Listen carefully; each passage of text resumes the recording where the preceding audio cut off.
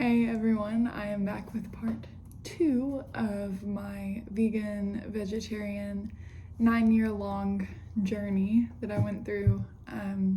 So I never said in the last video that all ended, so it was the first 6 years were me being vegetarian, the last 3 years were me being vegan.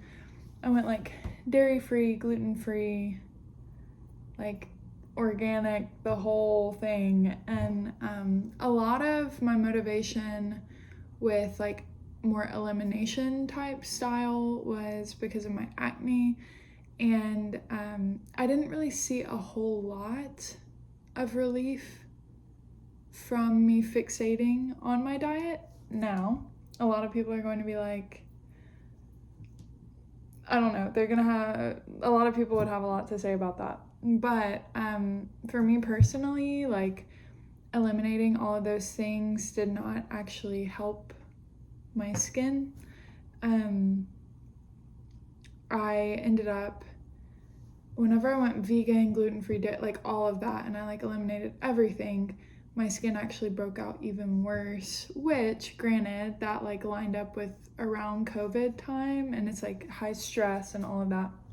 But I think my acne is very like hormonal, and it is very like it ebbs and flows depending on my stress levels. So that is another story in and of itself. But maybe some of you like started your vegetarian journey or vegan journey to like help your skin. I don't know. So anyways, towards the end, that's kind of what more of my motivation was. I was like rock climbing, I was hiking, I was doing all of these things that I was like, oh, this is like my passion, and this is like so fun and so cool. And so it went really well with like the lifestyle that I wanted.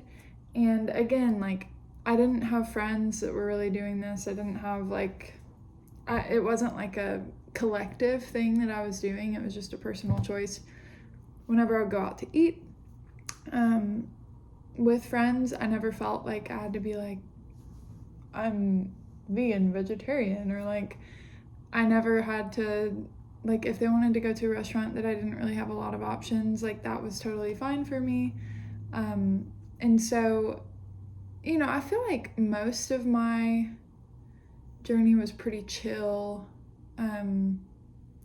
I also didn't have a lot of money to do like the really cool things. I will say for years in the morning, I ate this cereal. It was like just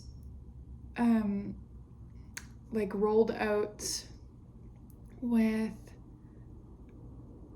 like organic peanut butter, spirulina, maca. What else did it have in it? Hemp seeds, cacao, anything and everything that I could like load, protein powder that I could load into this little morning cereal I did. And it was like so green, and so like my friends were so grossed out by it. It really wasn't bad, but I'm realizing now that I have been more flexible with my diet. Like a lot of the things that I didn't think were bad when I was vegan vegetarian, they're not bad, but they definitely have a very particular taste that I didn't understand like while I was in it. And I was like, oh, this is so good. And my friends were like, Anna, that's disgusting. So anyway, so fast forward like all the way to I got married. I was still vegan and my husband was not. I was like learning to cook some meats and like do some different things, and that was really cool. And then I got pregnant, and what happened with that was like I wasn't, to get all the nutrients that I needed when I was like researching it, I would have had to have supplemented so much and like done so much, and even to the point of like it could have been natural, but I felt like I would have been compromising and doing some synthetic like supplements and just like, you know, all of that. And it was like, is it worth it for me to go down this road? And I decided that it just wasn't for me. And I've seen other moms who do it. But for me, for my pregnancy, for where I was at, from the knowledge that I could collect and from what I knew, I saw that it was going to be best for me and baby to start eating meat again. So I started eating meat, and everyone told me, Anna, you should start with fish. It's like the most simple, most like it'll ease you in, whatever. And I think that they were thinking, you know, like a step down from eating meat is like pescatarian. In a lot of people's minds, that's like how they think about it. But what no one thinks about is that fish are so strong. Like the taste of a fish after not having any meat product for that long, it's like so overwhelming. And yeah, I tried fish and I was like, nope. And honestly, to this day, like before I was vegetarian, I like actually liked fish. To this day, I like struggle through it. If it has a very fishy taste, you know, this is just really difficult for me. So I started eating meat, and then I was like, wait a second. So a part of me being vegan vegetarian started to become more ethical, right? It was like along the way, thinking about, because I do believe that we were created to be caretakers of this world, and along with that to like have relationship with God's creation. And a lot of the way that the meat industry does things is not stewarding any of that. And so I wasn't super dogmatic about that when I was vegan vegetarian, but if people would ask me, I would like tell them. And so I started eating meat again, and it's still a conflict in my mind now, you know. But I was like, wait, the world is still like turning, and my identity isn't as shaken as I thought that it would be, and everything is still okay, and I'm actually like higher energy, like just kind of ready to take on the world, and like what's going on. And so that was just my experience. I just realized that for my health, for my baby, for just everything else, it was very beneficial for me to go back to eating meat.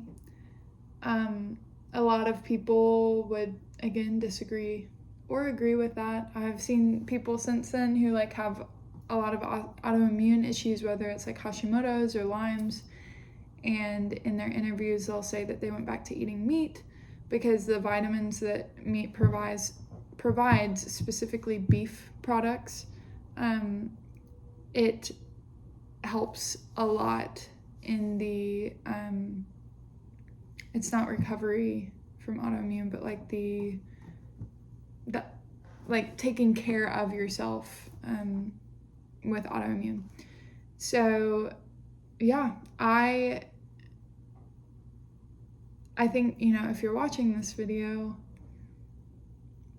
maybe you have been vegan, vegetarian, and your whole identity has been in it. And I do want to let you know that your identity is not in that. Your identity is not in what you eat. Your identity is not in who you portray yourself to be to other people. Your identity is that you are loved by Creator God, and that can't be shaken. But if you are vegan vegetarian and you're really, you know, taking care of your health and on this journey to just better yourself, I'm completely for that. Like I think it taught me so much and gave me so much perspective and allowed me to see that I could do really hard things, and that I could go against the grain, and that I could stand for something for a very long time that I thought was the only way. And then coming out of that, you know, to pivot and be like, okay, so that was 9 years of my life, that was a really cool season, and that was such a helpful season in so many ways. And so now I can, once I started eating meat again, I kind of went the junk route again. I didn't pendulum swing completely. Like, I still feel like I'm a pretty healthy person. And I try to watch my intake and all of those things, and keep a colorful cart and keep a colorful plate and all of that.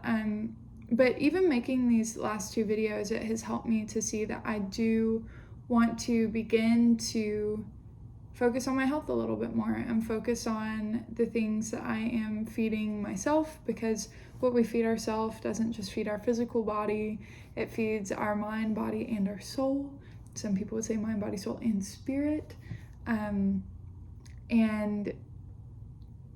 yeah, so anyways, I hope maybe there was something that stood out to you. If not, thank you for just joining in and listening to me, and feel free to post a link of a video that you've made about being vegan or vegetarian, or leave a comment below that just tells me what you thought, or just share with me the things that you've been through, the things that you've learned in your journey, or if you only eat meat, or if you only eat, like whatever it is. I'm very interested in so many different things.